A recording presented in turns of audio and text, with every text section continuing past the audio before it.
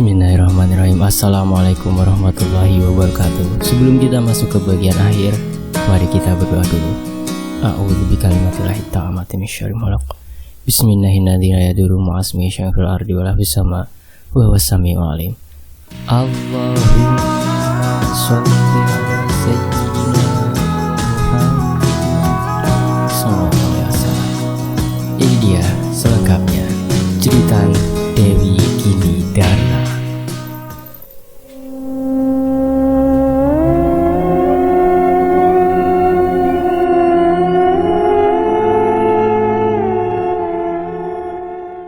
Nak, jangan main di hutan jauh-jauh. Nanti didatangi setan kebo ireng, ucap ibu yang memperingatkanku setiap akan bermain di hutan. Nggih, Bu, balasku yang segera berlari masuk jauh ke dalam hutan menuju sebuah tempat pemandian kuno yang mendapatkan aliran air dari mata air di atas bukit tanpa menghiraukan perkataan ibu. Benar kata ibu. Semakin dalam aku masuk ke dalam hutan, sesosok makhluk berkepala kerbau, berkulit hitam, dengan cakar besar yang menggantung di lengannya yang panjang, muncul dari dalam kegelapan hutan. Ada yang masuk dari timur desa. Ucapku memberi informasi pada makhluk itu. Seolah mengerti maksudku, makhluk berwajah kerbau itu berlari menuju arah yang kutunjukkan. Hingga kami berhasil menemukan posisi beberapa orang yang masuk ke hutan ini dari arah timur desa. Dari jarak yang tak terlihat, makhluk berkepala kerbau itu meraung dengan keras hingga membuat orang-orang itu ketakutan. Tak mau kalah, saat mereka mencapai pohon tempatku menunggu, aku melemparkan beberapa ular sawah yang sudah kukumpulkan dan kusimpan di tas kain lusuhku, tepat ke atas tubuh mereka. "Pergi!"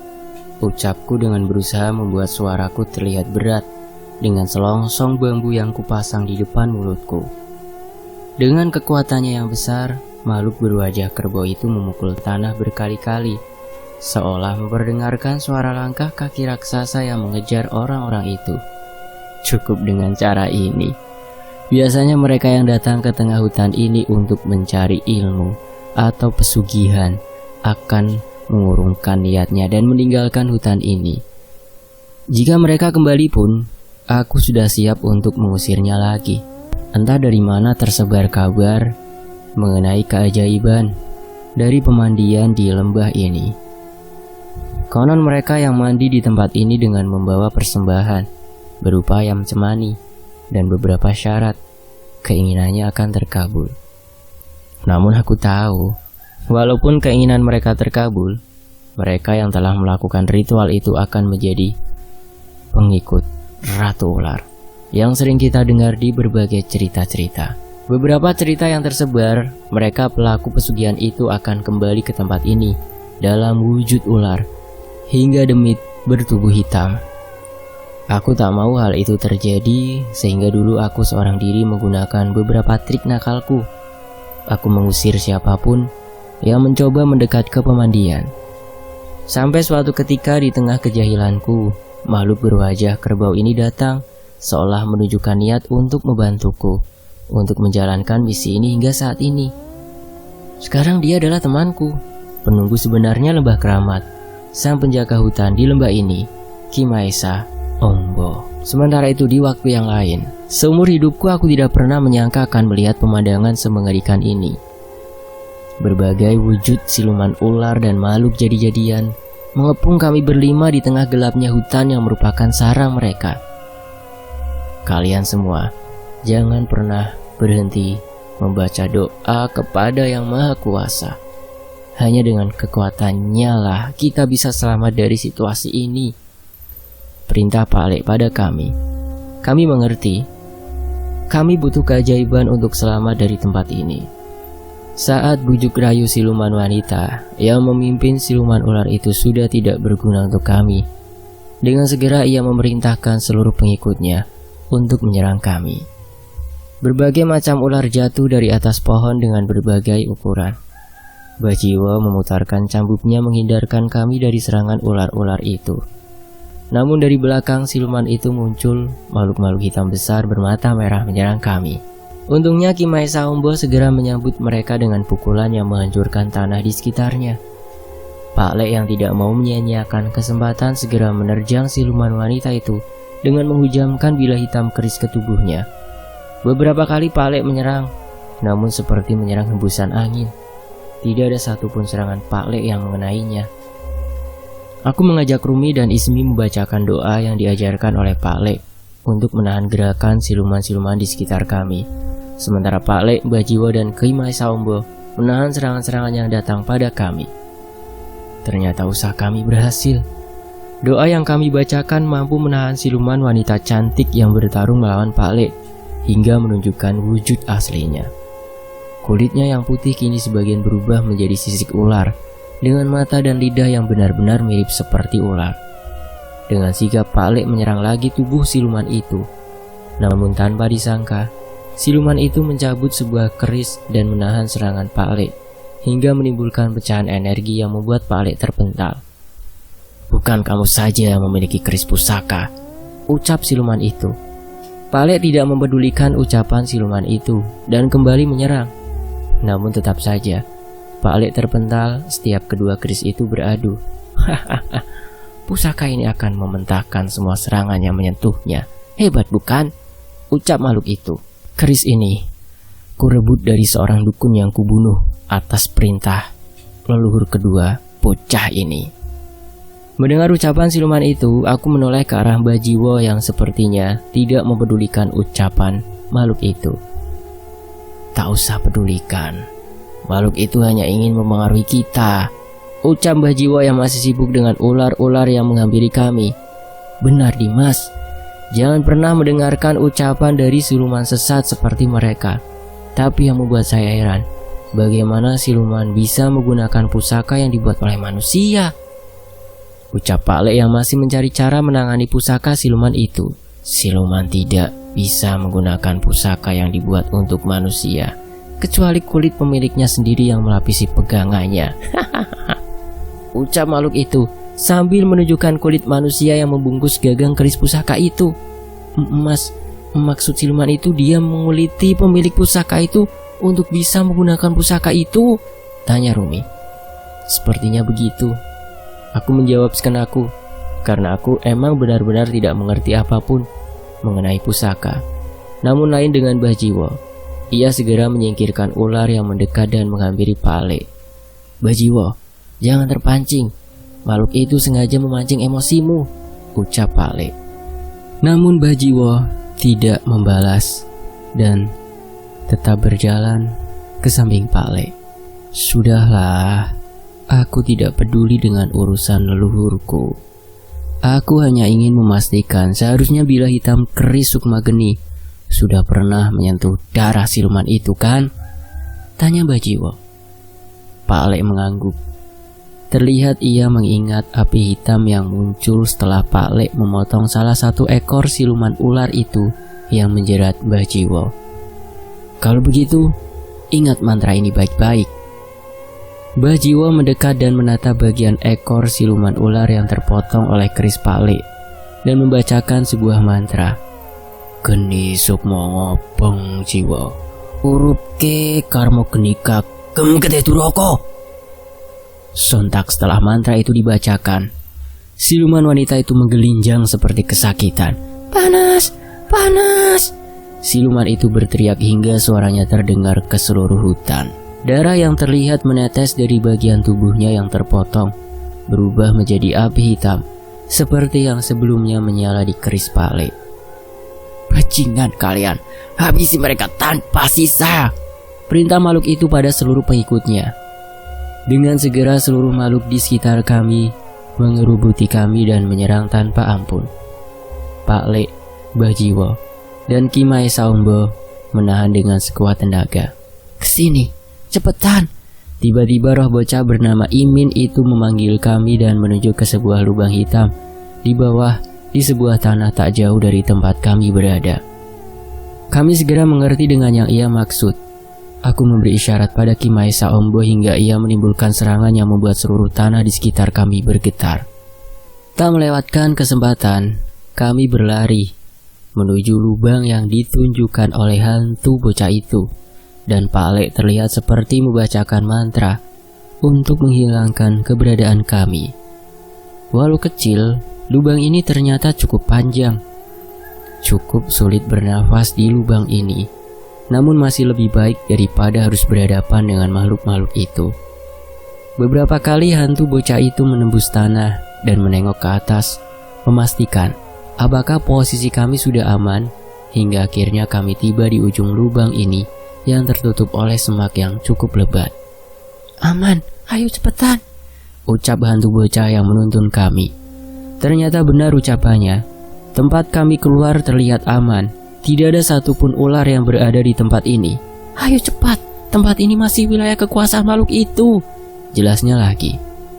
Kami segera keluar dari lubang dan tiba-tiba di sebuah hutan yang dipenuhi semak. "Hebat kamu, Imin. Kamu nyelamati nyawa kami," pujiku pada hantu bocah itu. Ia tersenyum. Namun sepertinya ia juga sadar masalah kami belum selesai. "Jangan senang dulu. Masih banyak makhluk yang lebih seram. Lebih baik persiapkan diri dulu sebelum lanjut ke pemandian," jelas bocah itu lagi. Kami mengerti. Dengan segera kami mengeluarkan botol air minuman yang kami bawa dan sedikit melepas lelah selama pertarungan tadi. "Mbah Jiwo, kekuatan bila hitam keris ini begitu mengerikan. Entah bagaimana bila kekuatan ini ada di tangan yang salah," ucap Pak Lek yang masih takjub dengan kekuatan keris Sukma Geni yang telah diperkuat oleh Mbah Jiwo. "Kamu benar, Bimo. Begitu banyak pendekar yang meminta pusaka dengan kemampuan itu. Namun saya tahu resikonya dan tidak pernah memberikannya kepada siapapun," jawab Mbah Jiwo. Pak Lek masih takjub dengan keris Sukma Geni yang ia pegang saat ini. "Lalu, mengapa Mbah Jiwo memberikan kekuatan ini pada keris Sukma Geni milikku ini?" tanya Pak Lek lagi.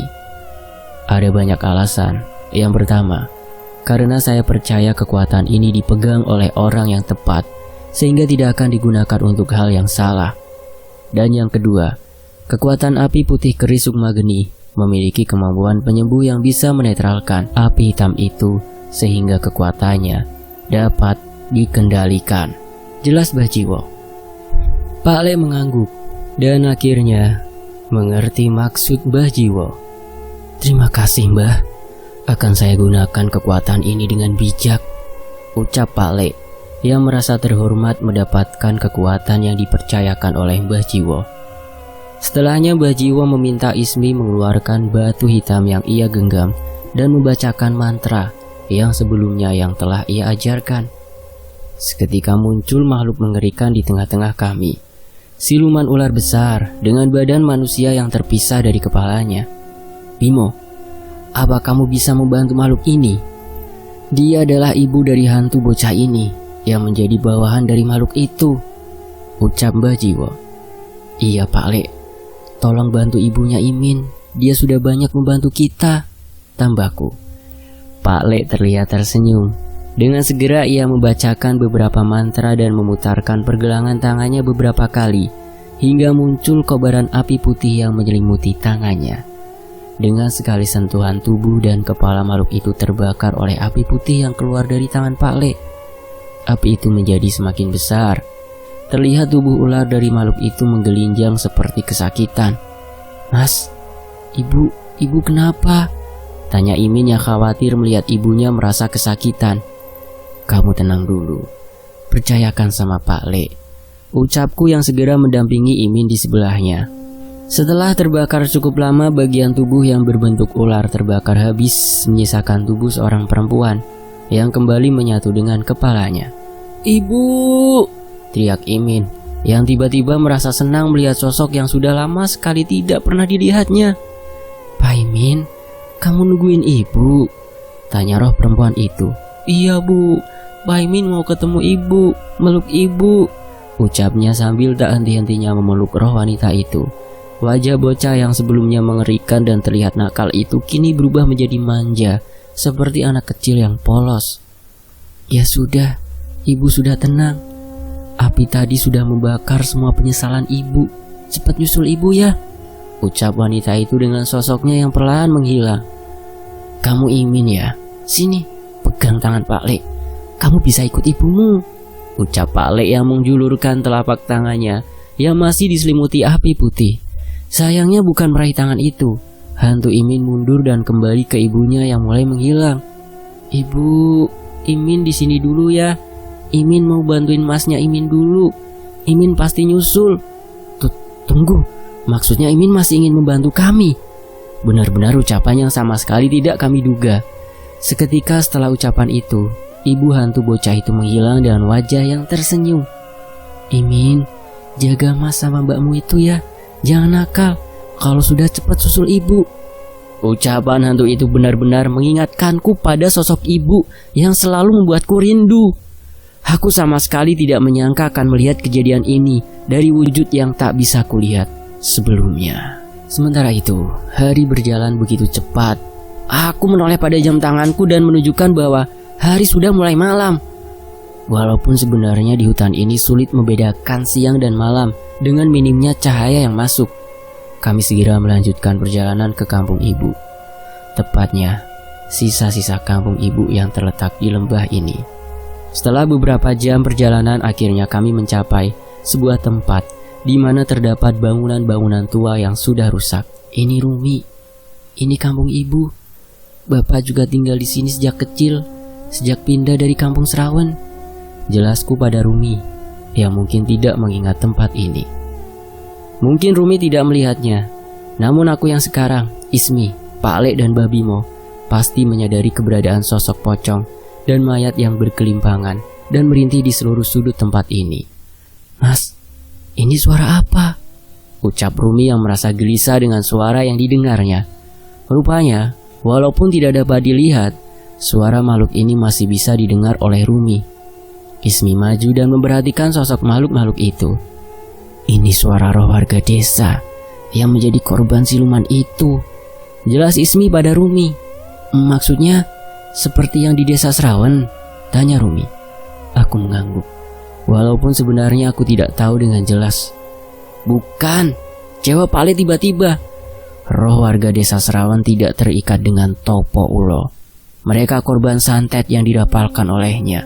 Sedangkan warga desa ini terikat perjanjian dengan makhluk itu, sehingga mereka tidak bisa ditenangkan hingga makhluk itu binasa.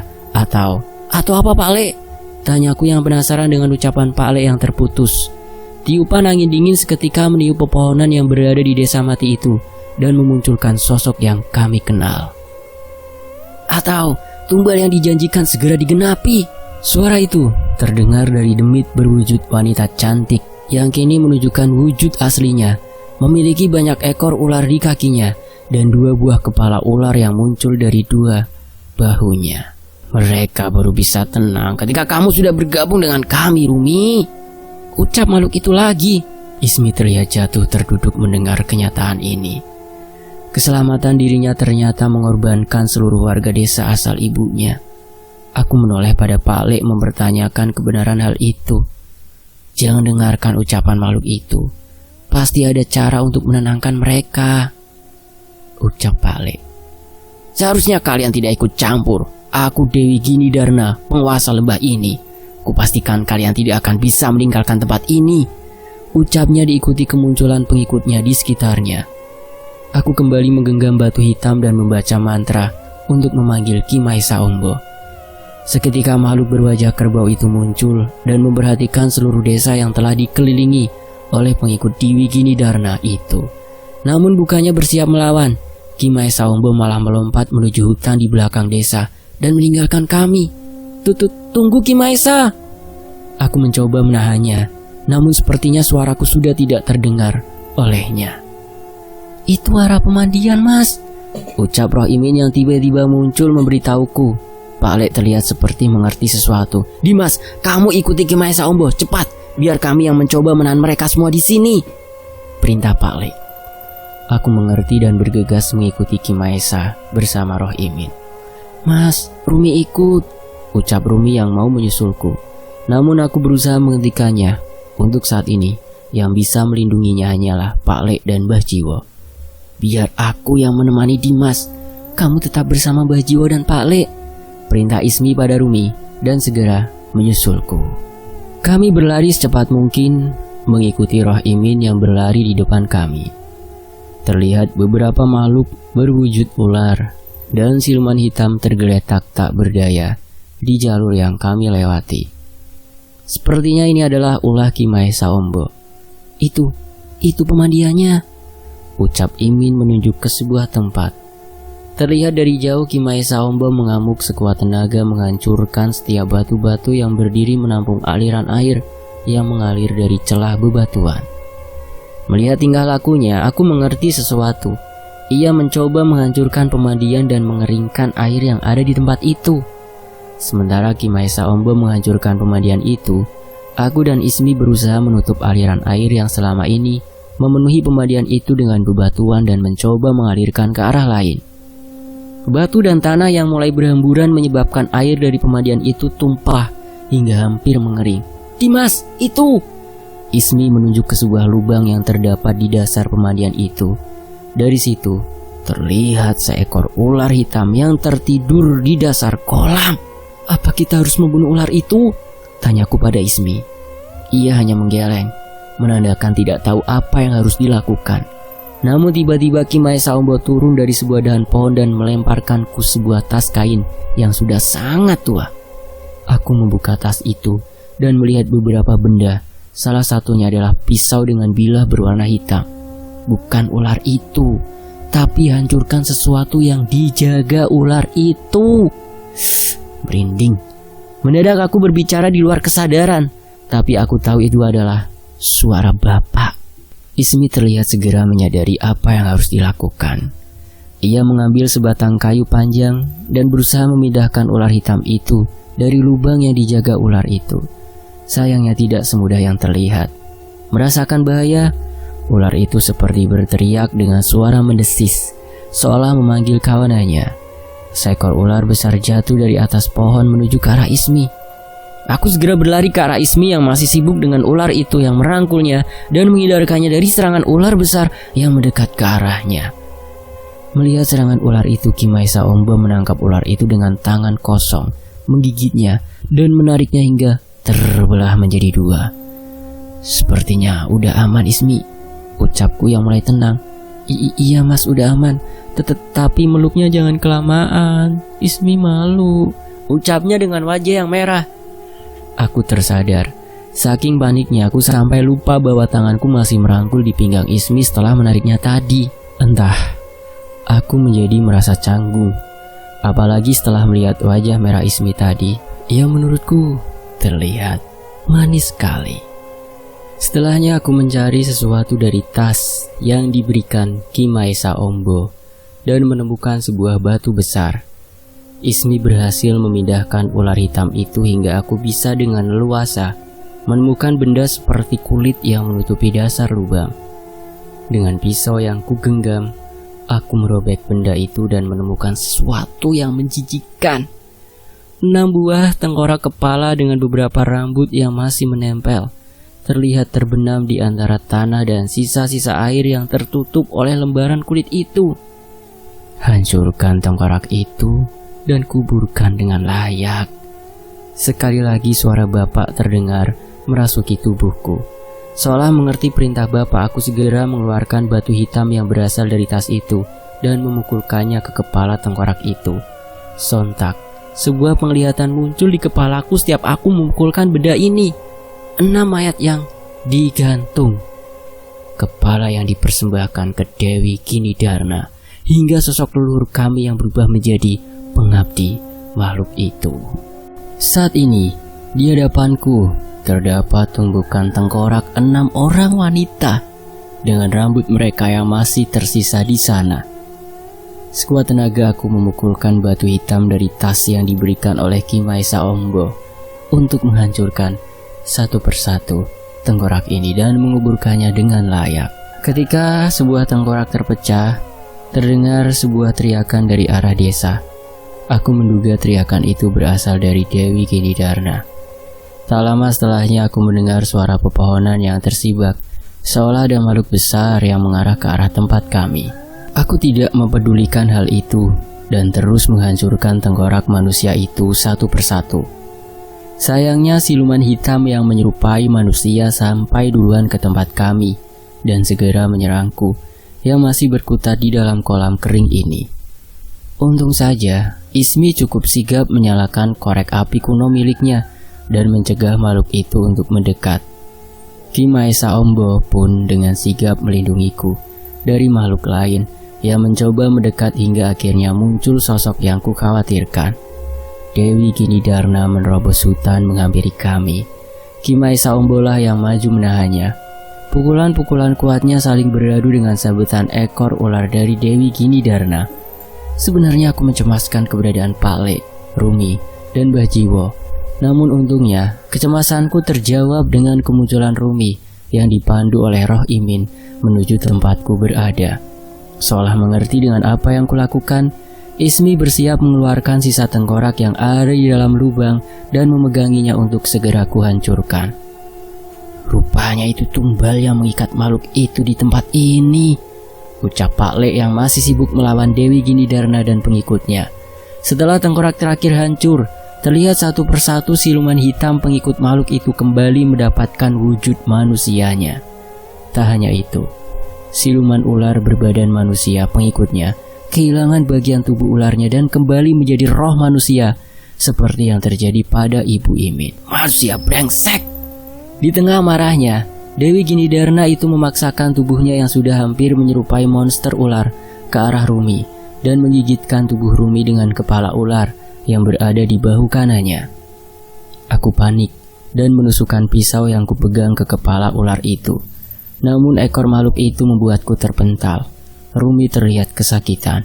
Namun sebelum Mbah Jiwo dan Pak Le mendekat, Rumi terlihat menggenggam sebuah batu hitam yang dimasukkan oleh bapak ke tubuh Rumi dan membacakan mantra yang diajarkan oleh Mbah Jiwo. Seketika Dewi Ginidarna terpental jauh dari tubuh Rumi, diiringi dengan kemunculan sosok kakek tua dengan tubuhnya yang telah dipenuhi sisik ular. Jadi itu orangnya, ucap Mbah Jiwo yang sepertinya mengerti sesuatu. Dia adalah leluhur Rumi yang menyegel rohnya ke batu hitam itu untuk saat seperti ini. Jelas Mbah Jiwo lagi. Aku segera berdiri mendampingi Rumi. Pak Le segera membacakan mantra untuk menyembuhkan Rumi dari serangan makhluk itu. Ini adalah akhir dari perjanjian laknat itu. Aku akan menebus semuanya, ucap kakek itu yang menerjang Dewi Ginidarna. Setiap pukulannya membuat makhluk itu tidak berdaya. Dengan sadis, makhluk yang disebut sebagai leluhurku itu menarik lengan dan ekor Dewi Ginidarna hingga terputus dan mencabik-cabik tubuhnya. Ratu siluman ular yang agung, tolong pinjamkan kekuatanmu, teriak Dewi Ginidarna kepada sosok yang sama sekali tidak ku ketahui wujudnya. Namun sepertinya ratu yang ia maksud adalah makhluk yang sering ku dengar di cerita legenda. Bukankah kau seorang dewi? Mengapa kau masih memohon kepada ratu yang lebih rendah dari seorang dewi? Suara wanita yang mengerikan terdengar dari suatu tempat yang tidak ku ketahui asalnya. Kini keadaan berbalik. Aku, Rumi, Ismi, Mbah Jiwo, Pak Le, Ki Maesa Ombo dan tak lupa Roh Imin kini berkumpul menghadapi semua serangan dari pengikutnya yang sudah tidak bisa bertahan lebih lama lagi hingga seluruh tubuh Dewi Ginidarna lenyap oleh pembalasan leluhur kami. Ketika sudah tidak ada serangan yang mengarah kepada kami, keheningan tercipta dengan posisi kami yang masih tidak percaya bahwa tragedi ini telah selesai. Pak Le, apa ini sudah selesai? Tanyaku yang masih tidak percaya. Pak Le menyarungkan keris sukma geninya, seolah menjawab pertanyaanku. Namun ia mendekat ke sosok kakek tua itu seperti mencari penjelasan. Terima kasih sudah menolong cucu-cucuku. Aku tidak akan menjelaskan apapun. Dosaku terlalu besar dan terlalu hina untuk diceritakan, ucap kakek itu. Sepertinya Pak Le mengerti, namun tetap mendekatinya. Bukan kami yang berhak menghitung dosamu, Mbah. Namun usaha Mbah untuk menebusnya sangat berarti bagi kami. Di tengah ketenangan itu mendadak aku terjatuh seperti ada sesuatu yang meninggalkan tubuhku. Sosok roh seorang pria dengan kaos lusuhnya terlihat meninggalkan tubuhku. Wes yo, Rumi, Dimas, Bapak pergi dulu. Sekarang kalian bisa hidup dengan tenang, ucap roh bapak yang meninggalkan tubuhku. Bapak, Rumi kangen, teriak Rumi kencang-kencangnya. Terlihat pula air mata Rumi mulai membasahi pipinya dengan deras. Tak tega melihat Rumi seperti itu, roh bapak menghampiri Rumi dan mencoba menyentuh kepalanya. Sayangnya tangan bapak hanya menembus tubuh Rumi. Namun sosok tangan lain terasa di bahu Rumi. Itu Ismi yang berusaha menghibur Rumi di tengah kesedihannya. Rumi, Dimas, Bapak bisa pergi dengan tenang, bukan karena makhluk itu sudah bisa dikalahkan, tapi karena Bapak sudah bisa melihat kalian memiliki orang-orang yang sayang dengan kalian. Jaga mereka baik-baik ya. Itu ucapan terakhir Bapak sebelum rohnya menghilang. Tak lama setelahnya, terlihat api putih yang mulai membesar di tengah-tengah hutan ini. Itu adalah geni Baraloka milik Pak Le. Satu persatu roh penasaran yang sebelumnya berwujud siluman ular menyentuh geni Baraloka milik Pak Le dan mulai menghilang. Ki Maesa Ombo melompat menuju ke salah satu batu tertinggi di pemandian dan duduk bersila, seolah menjadikan tempat itu peristirahatannya. Maesa Ombo, maafkan kesalahanku. Terima kasih sudah menjaga tempat ini dan keturunanku, ucap kakek leluhur kami sambil menyentuh makhluk hitam perkasa berwajah kerbau itu. Mendadak dari sentuhannya, Ki Maesa Ombo yang telah menutup matanya berubah menjadi sebuah batu besar seperti sedang menjaga tempat itu.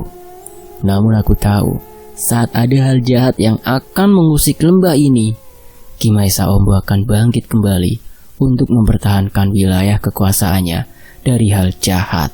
Kami menghabiskan malam dengan membaca rangkaian doa untuk menenangkan warga desa asal ibu, hingga tidak ada lagi roh manusia yang terjebak dalam kutukan Dewi Ginidarna, dan menghabiskan sisa tenaga kami untuk kembali ke rumah Mbah Jiwo. Sementara itu di sisi lain, Pak Le, sini Pak Le, sarapannya sudah siap, ucapku memanggil Pak Le yang masih menikmati udara pagi di halaman rumah Mbah Jiwo. Saat ini, tepat di hadapan kami, sudah berjejer makanan dengan berbagai lauk yang menggiurkan. Wah, kelihatannya enak nih. Sangat berdosa bila makanan ini tidak dihabiskan, ucap Pak Le yang takjub dengan makanan yang ada di hadapannya. Jelas Pak Le, masakan Ismi ini gak kalah sakti. Bahan seadanya tapi rasanya istimewa, ucapku yang memamerkan masakan Ismi. Ayo ngomongin siapa?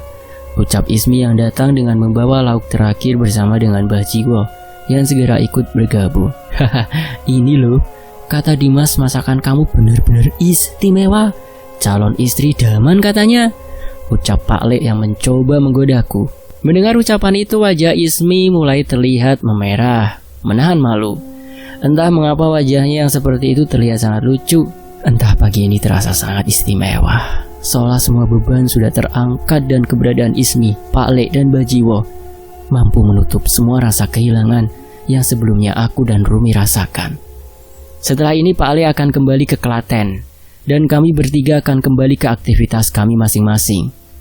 Namun aku sudah izin ke Pak Le dan Mbah Jiwo bahwa kediaman mereka akan menjadi tujuan kami pulang kampung setiap lebaran nanti.